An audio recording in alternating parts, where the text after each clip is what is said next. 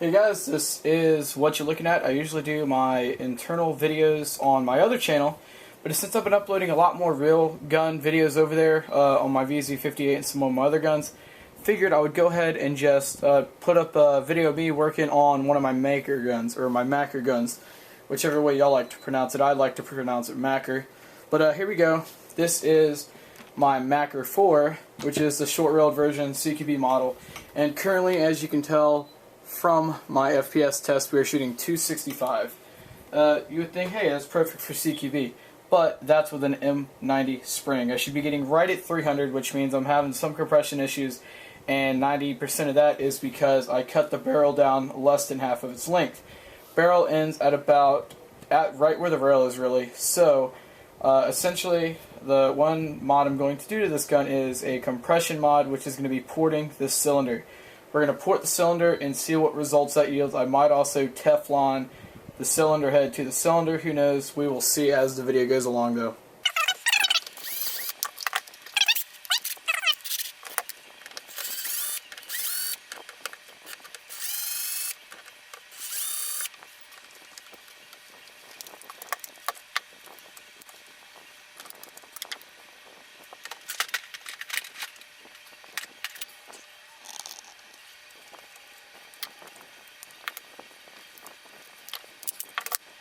Okay guys, so now I got the receivers apart. We do not need the front for this video, so let's go ahead and get that out of our way.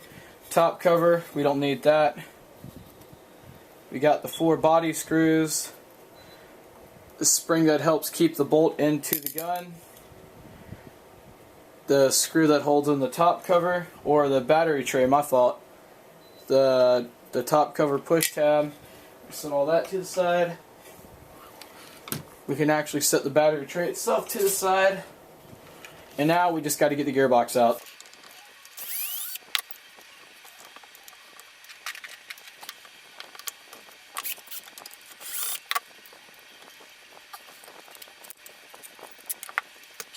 Okay guys, now we got all that out the way, we can go ahead and actually take the motor off and the actual shell off the gearbox.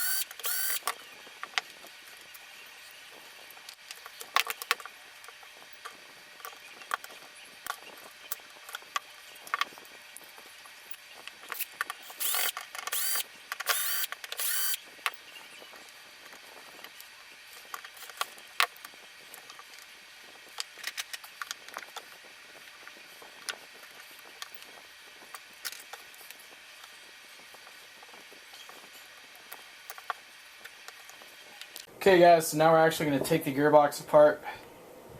Of course, we're going to do this as careful as possible.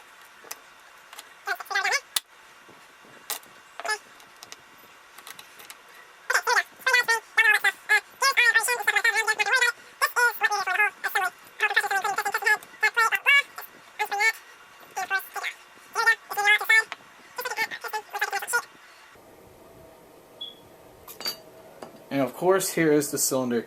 This is what we're going to be porting. I'm going to be putting 2 holes, and since this is a very small barrel, instead of putting it closer to the back, I'm going to put it a little bit less from halfway up, because that's what a mid port is. And for my research, anywhere between 100mm to 230mm barrel is what's required to have a mid port. Okay guys, so here we go. I got my piston marked off for slightly before halfway point, and let's do this. Or actually, I got it marked at the halfway point, my fault, so I can start from either side.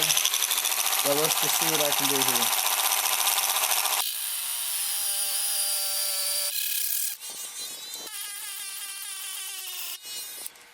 here. Okay guys, so here is the situation. It's about 3 hours later from when you last saw me. I broke both of my chainsaw sharpening bits, which are my main bits I use with my Dremel. Dremel wasn't really doing anything, so I had to move on to using this. So that's what I used with the sharpening bits until they actually broke. They gave me most of my size. Both of these holes are about, if I was going by 8s, they are 1 and 5/8 centimeters big. So 15 millimeters apiece. No, you get what I mean. It's about 1.5 centimeters for each of these. So I want to say about 16 millimeters long for each of the ports. They are lined up as best as possible. I use that from measuring from this end of the piston to the end of where I shaved it at, and just kind of verifying that for you guys. From this side, it is, I want to say 31.5 to 32, and then over here, that is 31.5.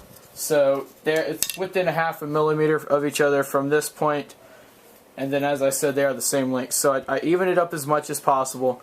As you can see it through the other side, so you know it's even that way.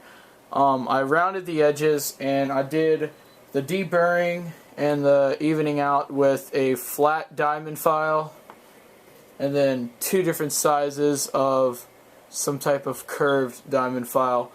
And yes, that is very undescriptive of the tools I used, but I was able to smooth that out as much as possible. When I feel inside, there is no burrs. I might go back in there, sand it, try to polish it up a bit, but that's essentially what I did. And also, as I was waiting for batteries to charge on my drill, I did remove one tooth from my piston. So we're going to put the cylinder back in, check angle of engagement, and since I did change up the piston, I might take off a second tooth. So yeah, let's go on from there. Okay guys, this probably could have been made into a second video. As you see though, I am now also working on angle of engagement. So it looks like it's slightly off even after taking that one tooth out, or that kind of, you know, enlightens the situation. So I will be using these rubber washers. They are not exactly sorbo pads, but since I am only shooting 300 FPS, this will do more than the job and, you know, ensure that I won't do any damage to my gun. So we're going to go ahead and just put that in, and essentially, if you don't know, I'm just going to be attaching it to the back of the cylinder head, and then next time you see the camera on, you'll look at the angle of engagement again.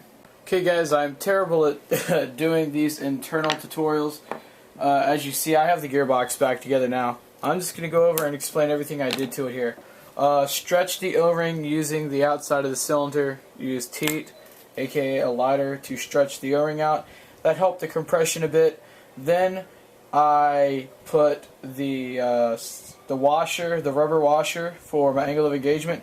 Took off that one tooth. That pretty much cured 90% of the problem with my angle of engagement. It looks really good now compared to before. Also, super glued the tappet plate to the air nozzle. That way that keeps the movement of that out of the mix. Besides that, all I did was Teflon tape the cylinder head to the cylinder, and then I Teflon taped the outside of that to give myself the best air seal possible here.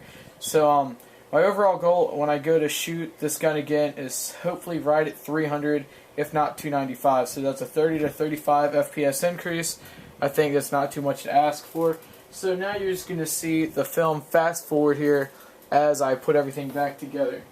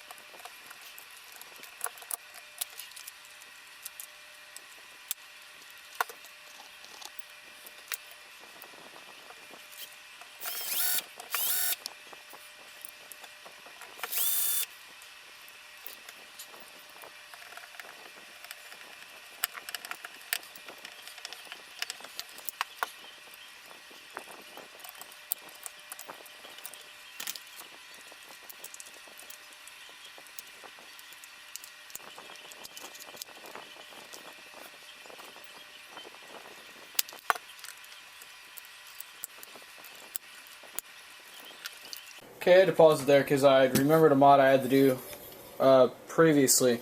I shaved down the side of the top cover, that way I would prevent any further fraying of the wires. That way, when I put the top cover on, the wires can move freely right here. I sanded it down, or smoothed it down on both sides so it wasn't frayed anymore. So now I'm going to fast forward a little bit more just to finish putting on the battery box.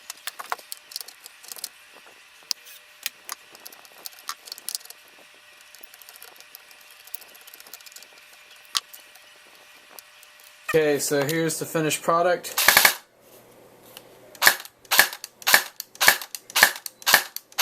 Actually sounds like it's shooting a bit faster on semi too, so keeping the camera on here just to know that y'all are getting the honest result. Got the magazine and the gun. Let me go to a safe spot to shoot.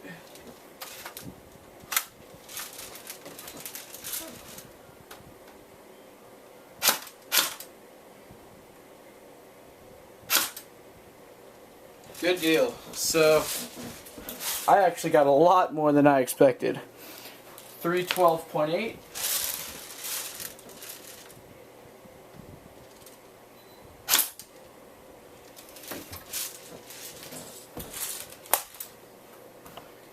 $314.2.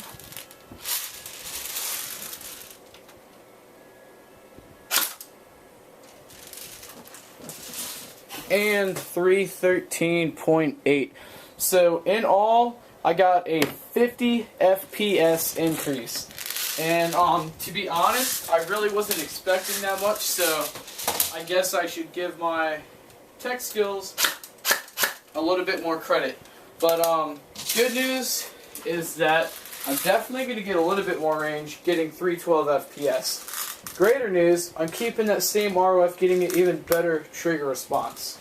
So on top of all of that, I think 312 FPS with the increased rate of fire that I got from doing the original spring swap has definitely achieved me a great result with this gun.